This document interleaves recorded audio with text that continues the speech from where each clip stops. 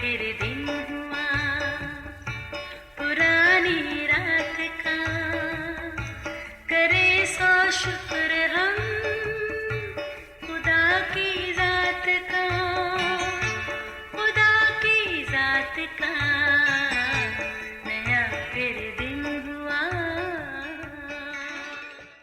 आज की आयत।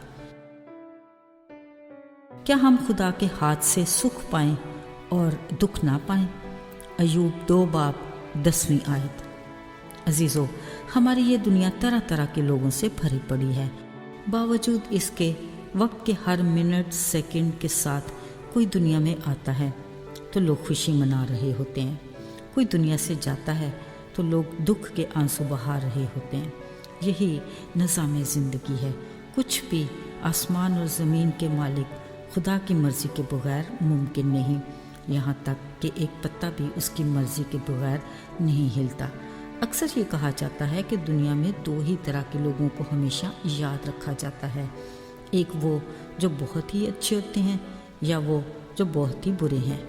ज़ाहिरी बात है, हर कोई चाहेगा कि हमें अच्छे लफ्ज़ों में याद किया जाए। अगर तो हमारी भी ऐसी ही ख्वाहिश है तो फिर हमें अपनी ज़िंदगी बड़े ही मुनज़्ज़म तरीके से गुजारनी चाहिए, जो खुदा की मर्ज़ी के मुताबिक और जिससे हमारी तख्लीकी मकसद की तकमील हो।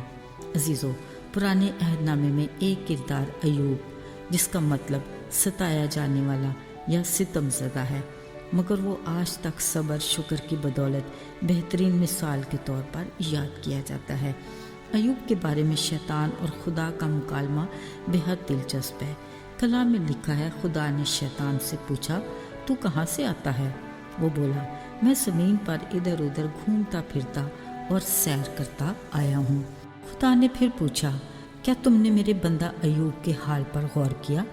ज़मीन पर उस जैसा कामिल रास्तबाज, खुदा से डरने और बदी से दूर रहने वाला कोई नहीं।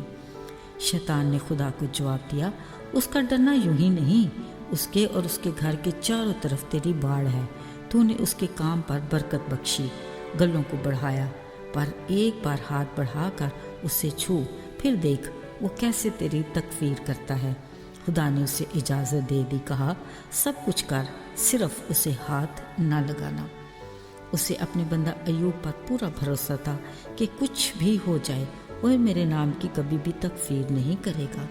अजीज़ों, फिर कुछ ही देर में शैतान ने अपने काम का आगाज़ किया और यके बाद दीगरे अय्यूब को एक से एक बढ़कर बुरी खबर सुनने को मिली।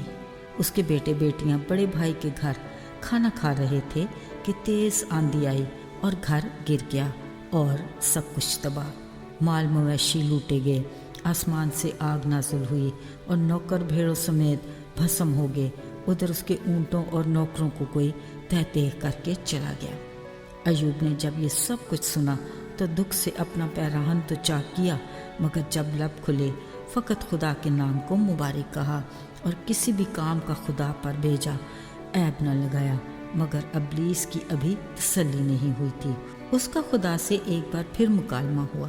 कहा, माल दौलत और औलाद तो गई, फिर क्या वो अपनी जान बदले में दे सकता है? ऐ खुदा, अब के तू अपना हाथ बढ़ाकर उसकी हड्डी और गोश्त को छू दे, फिर देख के वो कैसी तेरी तकफीर करेगा। खुदा ने फिर शैतान को इजाज़त दी और कहा, कुछ भी कर ले, फ़कत उसकी जान महफूज रहे। खुदा के कलाम में लिखा है कि शैतान ने तलवे से चांद तक दर्दनाक फोड़ों से दुख दिया। अपनी इस तकलीफ़ के बायस वो ठीकरा लेकर राख पर बैठ गया। अब के तो उसकी बीवी ने भी बहकाया, कहा, रास्ती को छोड़, खुदा की तकफीर कर और मर जा। अजीज़ों, अब के भी अय्यूब मजबूत ईमान के साथ साबित कदमी से डटा रहा और लबों से कोई खता न की। फ़कत ये कहा, क्या हम खुदा से सुख पाएं और दुख ना पाएं? अगरचे उस पर दुखों की इंतहा थी, उस पर गिरते गमों के पहाड़ों को कादर मुतलिक ने अपने हाथों से गोया रोक कर परे धकेल दिया।